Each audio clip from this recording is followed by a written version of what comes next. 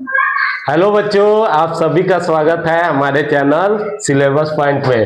तो आज हम लोग देखेंगे, इससे पहले देख लिए है आपको वैद्युत धनात्मकता और वैद्युत ऋणात्मकता, ठीक है। और उसके बाद हमने रासायनिक बंधन देखा था, फिर आयनिक बंधन देखा था, फिर संयोजी बंधन देखा था। और इसके बाद हम लोग देखेंगे आयनिक यौगिकों के गुणधर्म। गुणधर्म मतलब होता है कि जैसे हम सभी में कोई ना कोई गुण पाया जाता है, वैसे ही आपको यौगिक में भी गुण होता है, कोई ना कोई गुण होता है। इसीलिए हम लोग किसके बारे में जानेंगे? आयनिक यौगिक का गुणधर्म। आयनिक कैसे? जैसे आयन हो, निगेटिव आयन हो या पॉजिटिव आयन। समझ में आया? ये निगेटिव है, ये पॉजिटिव है, मतलब वैद्युत ऋणात्मकता और वैद्युत धनात्मकता इसको बोलेंगे। अब भौतिक प्राकृतिक इसका क्या होता है कि जैसे धनायन और ऋणायन के बीच लगने वाला आकर्षण बल काफी मजबूत होता है, यह भंगुर होता है। जो धनायन है और ऋणायन के बीच बहुत मजबूत बल लगेगा, ठीक है। जैसे धनायन आएगा ऋणायन आएगा, मजबूत बल बनेगा और उसके कारण क्या होगा कि वो भंगुर हो जाता है। भंगुर मतलब मारने पर वो अलग हो जाता है, टूट जाता है, ठीक है। समझ में आ रहा है? अब दूसरा है कि गलनांक एवं क्वथनांक कुछ होता है। गलनांक और क्वथनांक, तो गलनांक को बोलते हैं वैसा तापमान जिस पर कोई पदार्थ क्या हो, गलना स्टार्ट कर ले, इसको बोलते हैं गलनांक। उस ताप को क्या बोलते हैं? गलनांक। ताप मतलब होता है क्या? हीट। जैसे गर्म करते हैं ना, गर्म करने पर कोई चीज पिघलने लगता है तो उसका टेम्परेचर हम लोग मापते हैं। टेम्परेचर किससे मापते हैं? थर्मामीटर से। थर्मामीटर से नापते हैं ना। बुखार जब लगता है तो किससे मापते हैं? थर्मामीटर से नापते हैं। उसी तरह इसका भी टेम्परेचर हम लोग मापेंगे तो तुम्हारा निकल जाएगा क्या, इसका गलनांक और क्वथनांक। क्वथनांक में उबलना स्टार्ट हो जाएगा, समझ में आया? और गलनांक में गलना स्टार्ट हो गया तो उस, और इसका ऊंच होता है। ऊंच क्यों होता है? क्योंकि हार्ड होता है, समझ में आया? अब मान लो एक तरफ तुम गलाओ, तुम एक सॉफ्ट की सॉफ्ट, जैसे घी घी ले लो और घी को गर्म कर दो। जो जमा हुआ घी रहता है उसको जब गर्म करेगी तो आसानी से गर्म हो जाएगा, समझ में आया? वही हम लोग क्या रखेंगे, उसके जगह अगर कोई ठोस पदार्थ रखे, लोहा रख दो और तावा पर गर्म करो, पिघलेगा नहीं ना। क्यों नहीं पिघलेगा? क्योंकि ये इसके बीच जो फोर्स है वो क्या होता है? मजबूत होता है। बल क्या रहता है? मजबूत होता है। अब मान लो तुम ही लोग में सभी लोग फ्रेंड है, एक साथ में 5-6 फ्रेंड है, ठीक है। अगर मान लो कि तुम लोग में एकता है तो तुम लोग को अलग कोई नहीं कर सकता है, समझ में आया? अगर मान लो तुम लोग में अनबन चल रहा है तो क्या होगा कि कोई भी चाहेगा तो तुमको अलग कर सकता है, समझ में आया? अब देखो यहाँ क्या बोल रहा है कि गलनांक और क्वथनांक कुछ होता है, मतलब कि ये क्या होगा? हार्ड होगा। एक बार याद तो रखिएगा, हार्ड रहेगा। हार्ड रहेगा तभी ये गलने में टाइम लगेगा और पिघलने में भी टाइम लगेगा, समझ में आया? जैसे बर्फ होता है तो बर्फ जैसे पिघलता है तो क्या बनता है? पानी बनता है। पानी से फिर क्या बनता है? वेपर बनता है, समझ में आया?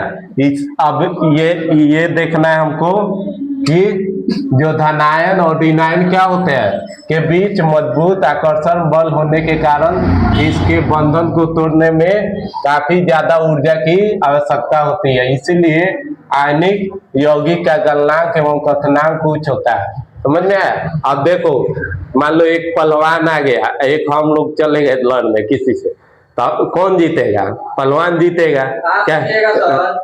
हम नहीं जीतेंगे। जीतेगा कौन? पहलवान जीतेगा। क्यों? क्योंकि उसके पास फोर्स ज्यादा है, बल ज्यादा है और वो स्ट्रांग भी है, ठीक है, तो वो जीतेगा। और हम जाएंगे तो क्या है? वीक है, ठीक है, वेरी स्ट्रांग नहीं है, वेरी वीक है, ठीक है।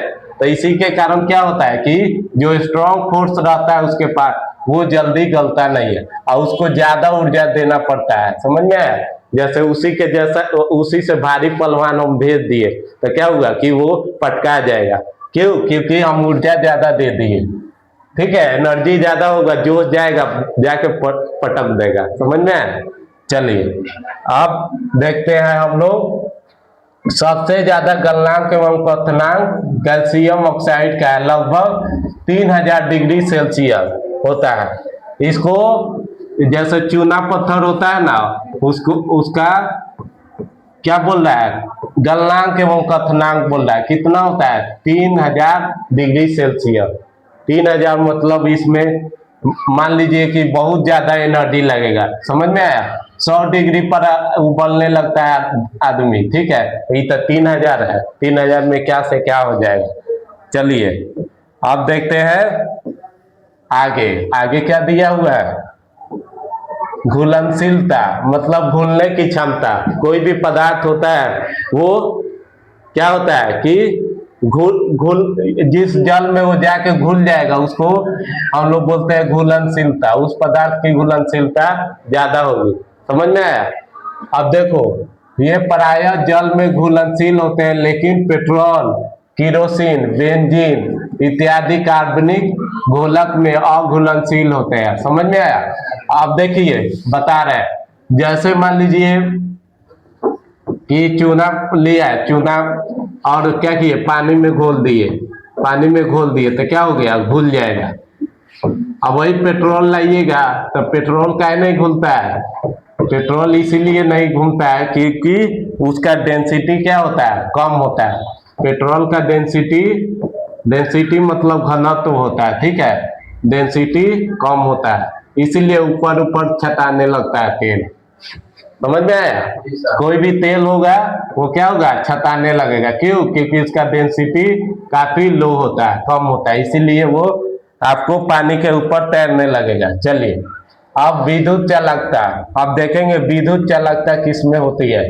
तो आयनिक यौगिक प्रायः विद्युत के चालन होते हैं। मतलब आयनिक आ गया तो समझिए विद्युत का चालन होगा।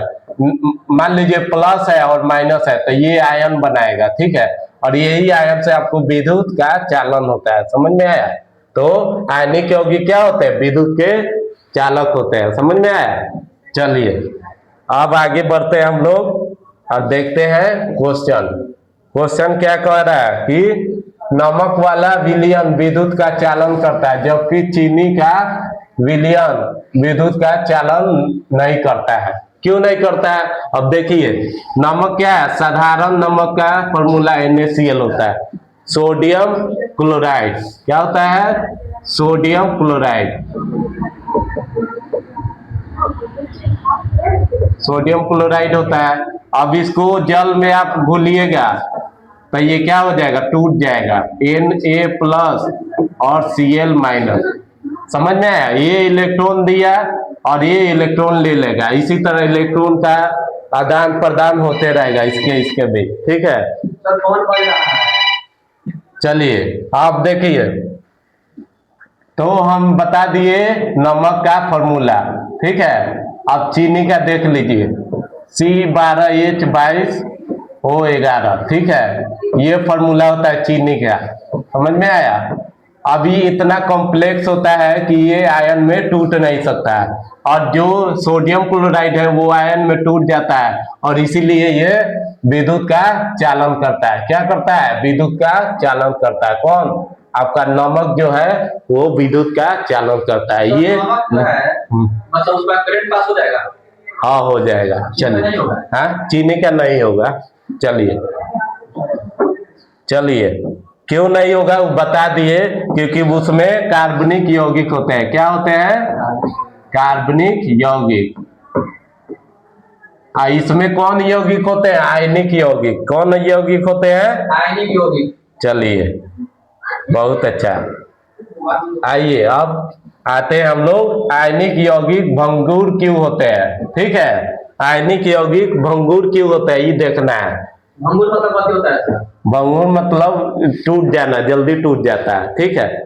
चलिए अब देखिए, क्योंकि आयनिक यौगिक का निर्माण धन आयन एवं ऋण आयन से होता है। धन आयन मतलब पॉजिटिव चार्ज इधर निगेटिव चार्ज, ये दोनों मिलके क्या बनाएगा, ये भंगुर वाला चीज। समझ में आया? और जिसके कारण ये आयनिक यौगिक भंगुर होता है। समझ में आया? आयनिक यौगिक भंगुर होता है। चलिए आप देखते हैं आयनिक यौगिक का गलनांक इलास्टे है। चलिए आयनिक यौगिक का गलनांक एवं क्वथनांक उच्च क्यों होता है? आयनिक यौगिक का गलनांक एवं क्वथनांक उच्च क्यों होता है? गलनांक मतलब बता दिए है। गलनांक में क्या होता है, वैसा तापमान जिस पर कोई पदार्थ क्या कर सके, गल सके, तो उस तापमान को हम लोग उसका गलनांक बोलते हैं। क्वथनांक वैसा पदार्थ जो जिस ताप पर क्या हो, आपको उबलना स्टार्ट हो जाए, ठीक है, तो उस ताप को उस पदार्थ का क्वथनांक बोलते हैं। समझ में आया? अब उच्च क्यों होता है? क्योंकि इसके बीच में कौन सा फोर्स होता है, आपको देखिएगा, इलेक्ट्रोस्टैटिक फोर्स होता है। ठीक है, इलेक्ट्रोस्टैटिक फोर्स, ठीक है, वैद्युत संयोजी बल होता है। ठीक है, जिसके कारण क्या होता है कि ये आसानी से टूट नहीं सकता है। समझ में आया? आसानी से टूट नहीं सकता है, इसीलिए इसका गलनांक और क्वथनांक क्या होता है, उच्च होता है। तो उम्मीद है आपको ये वीडियो अच्छी लगी होगी। चलिए, जय हिंद, जय भारत।